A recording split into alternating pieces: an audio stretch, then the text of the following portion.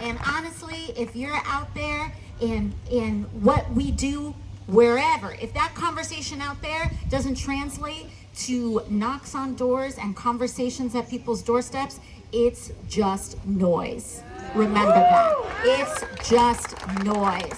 This right here is the true work of building community. It's these one-on-one conversations, because no matter who it is, no matter what their title is, no matter what they're saying on TV, people trust their neighbors.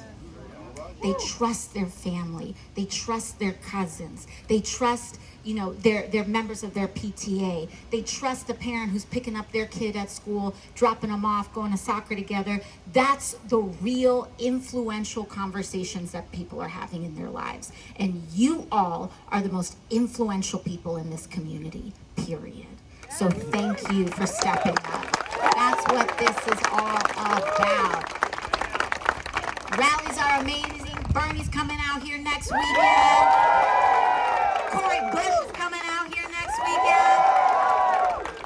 I'm out here. I'm going to be field captain for a day. I want to thank the state representative and the councilwoman for rearing us up, bringing us together today.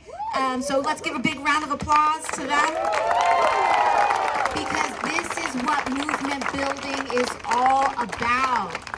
I am so grateful for the privilege of serving as the congresswoman for New York's 14th Congressional District.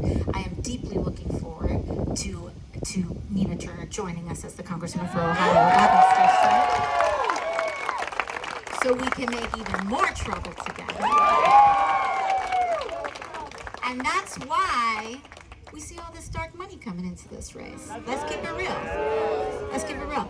That's why we see all this dark money coming into this race, because they know exactly what Nina is capable of.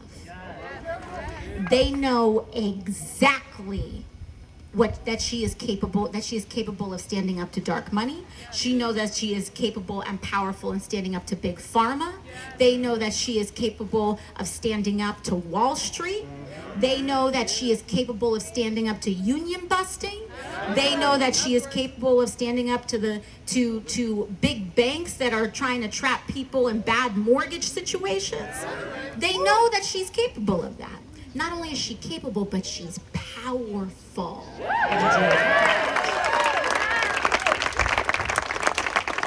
This money is coming in because they're scared. They're shook. And they know that in 2018, we had a little crack going on. Some people got in there that aren't normally supposed to get into Washington. Because everyday people started waking up and saying, wait a second, we don't have to have representation that is bought by lobbyists and corporations. That this game isn't as pre-written or rigged or destined to be corrupt as maybe we once thought it was. But that if we stand up and knock on our doors and talk to our neighbors, we can beat big money. And guess what? We've been doing it over and over and over again since. When I first won in 2018, they said it's a fluke, this was an accident, it's a mulligan. The third most powerful person in the party who outspent her 10-1, that was running ads during Yankees games, we lost because it was a mistake. It was just total fluke, right? But then Ayanna Pressley won. And then Rashida Tlaib won. And then Ilhan Omar won. And they said, okay, all of 2018 was a fluke, okay? Like the whole thing. Like it was just, it was whatever, Then 2020 came. And we said, we're not stopping here. And listen, once you tell someone they're a fluke, now we felt that we had to prove this was not an accident. This was not a moment, this is a movement. So then we came in and we said, you know what? It's time that we had new leadership in New York's 15th district, or New York's 16th district with Jamal Bowman. We wanted Mondaire Jones. We wanted wanted Cori Bush. And we won, and we won, and we won. In place after place after place. We beat big money over and over and over again. Almost all of us were outspent. Almost all of us were outspent. Even in 2020, the corporate establishment sent a $3 million primary challenge against me last year. A lot of people don't know that. We won. So I want you all to know that one of the biggest things that they try to do is that they now know that they cannot beat. This is what we said back then. Big money is very lonely because we've got people on our side. Because we got people on our side. And so they know that they can't beat us on the one-to-one. They know they can't beat us on the ground. So you know what they try to do? They try to dispirit us. They say, we can't beat you, so we're going to try to get you to beat yourself. We're going to try to get you to think that it's over. We're going to try to get you to doubt your own power. We're going to try to get you to give it up, to get tired too early, to not leave it on the field, to say, maybe this just isn't it. That's what they try to do, and that's what they're trying to do in this race. But you know how we beat them? We don't give up. We don't give up. We don't give up in New York. We don't give up in Michigan. We're not giving up in St. Louis, and we are not giving up in Ohio 11th District. That's for sure. That is for sure. And that's what makes this community. I want to tell you all a story. I told it this morning. Here's the thing about Nina, is that you all know better than anybody else in the country how she shows up when no one's watching. And not just how she shows up, but the way she shows up when no one's watching.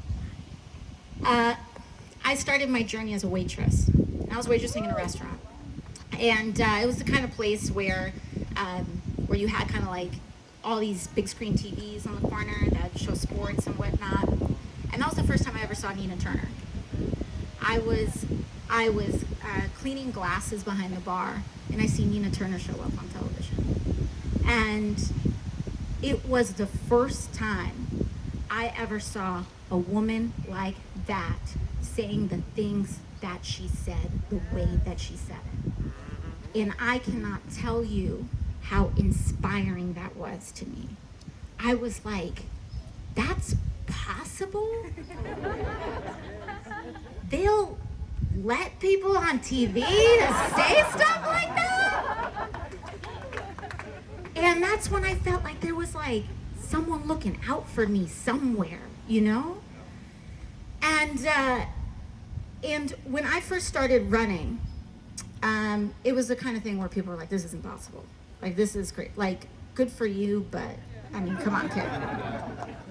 And we convened in a group with other normal working people that decided that they were going to do something crazy and try to run for Congress. And someone called in, and that person was Senator Nina Turner. And she said, listen, what you're doing is long odds, but it's worthwhile. And I just want to share with you whatever I know. And I was so nervous, and it was a Zoom call, and I was like shaking. And I was like, wow. She made me feel, not just on a TV, but in a personal interaction, like I was worth something. She made me feel, you know, it's really hard. Like if people talk about that story about what we did in New York, and now it's just like, oh, this is what happened. But it's really hard when you're waitressing and just from a self-confidence perspective, saying, I can be your congresswoman. It's really hard to knock on a door and try to make that case, especially when you're running against someone that was an incumbent for 20 years. How's a waitress better than an incumbent, right? Like, that's supposed to be the script. Nina made me feel, no, you are better than the incumbent. You are better than the incumbent. And she's here to tell all of you and all of us that too. That it's not about your title or what you were born with or what you have or whatever. You have dignity. Dignity. That dignity is a right that we're all born with. And what gives us dignity? Healthcare, Medicare for all, a living wage, a guarantee, a right to housing, good food that you can pick up at your grocery store, that's picked and that is grown by farmers that themselves have dignified lives and farm workers that have dignified lives, who live unafraid based on their status, on their contribution to society. Dignity means that if you made one mistake in your life, it doesn't mean that you have to be condemned to a lifetime of a carceral cycle that will affect you, but your kids and everyone around you, tear up our community.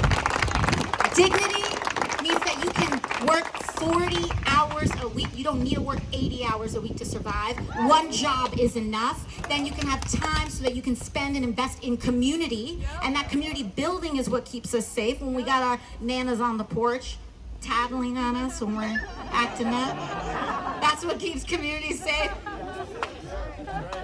My tatita's like original surveillance, community surveillance. All of that. That's why we're here. And I'm so excited to be here, right here in Cleveland Heights with you all today. I believe that nothing is a coincidence. We are all here today together for a reason. For a reason.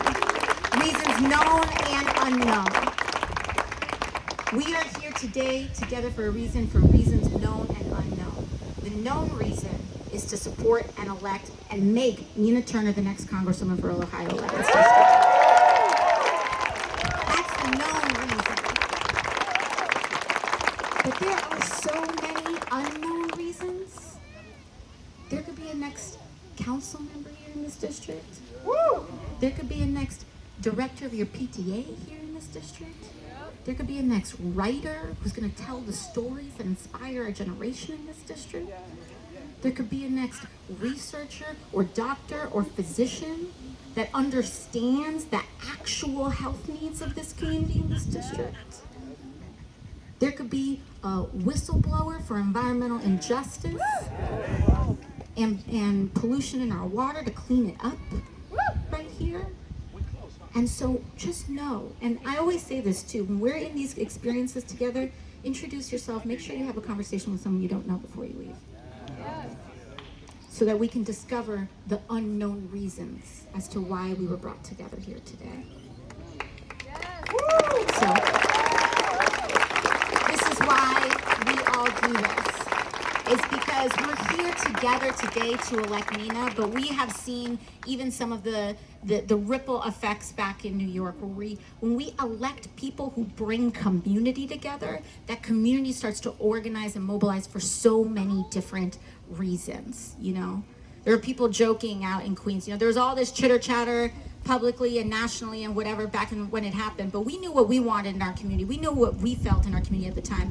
And so this week the joke was, it was easier for Jeff Bezos to get into space than it was to get into Queens. And we said, yeah, because we support small businesses here. We stand up for them fiercely. You can say whatever you want on a Times Square billboard, but out in Queens, we support our local businesses. We support our mom and pops, and we knew what that was going to do to them, and we said, no, not here, not here. And so I just want to thank you all for doing that. We have 10 days left. We're here to leave it all on the field. 10 days. Don't let them tire you out. Emotional vampires is what that is. Tune out the noise. Tune out the dark money coming from people who do not care about this community. I will tell you that. They don't care. They don't care. Big pharma lobbyists, they don't care. They're coming from DC because they're scared because people are catching on to the game. I saw it. I see it behind those closed doors all the time. They tried to kill our reforms on surprise billing, trying to stop that. There's so much movement to kill our changes to lowering prescription drug prices, which should be like the biggest no-brainer. And there are so many things we're like, this is so easy, why doesn't it happen? They're why it doesn't happen. They are why it doesn't happen. And now they've come to Ohio and try to not make it happen here. But they cannot tamp you out. That's the thing. They are freaking out because they don't know what to do with passionate and engaged people committed to the work of change. They don't know what to do with solidarity. They don't know what to do with all of this because it doesn't work on their logic. They can't buy you either the same way they can't buy Nina.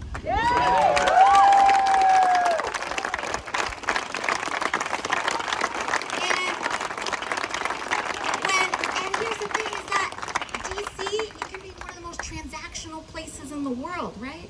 And so when people are used to getting their power and growing their power transactionally, when they walk up to something that they can't buy, it's like a UFO just landed in their front yard. They're like, what do you mean?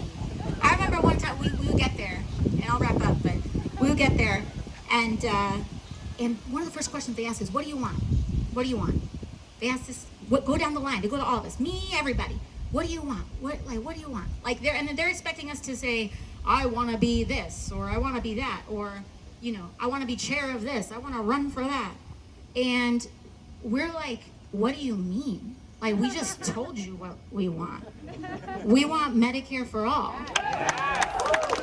We want a Green New Deal. We want criminal justice reform. We want to end our system. We want to end the war on drugs. We want a living wage as the minimum wage. That's what we want. And they're like, no, really. And we're like, really? Really? And ultimately, that's what you need. And I've told people that. I was like, I don't care if this is all I do, because that's what I want. That's what I want. You can't promise me, you can't give me anything else. What you can give me is policies that help working people in their lives. That's all I want. That's all we want. So we got 10 days to leave it out on the field. 10 days. That's all I'm asking you all. It's a lot, but I'm asking you for 10 days. I'm asking you, when you're tired today, one more door. When you're tired, just one more door. I'm asking, if you've got cousins, text them. Just help them develop their vote plan. If you've got friends that really care about Nina that aren't in this district, I'm asking you to sign them up for a phone banking shift. Hit them up. I'm asking you all to say, I need you to do this for me because I need Nina. Because we need Nina. I need Nina.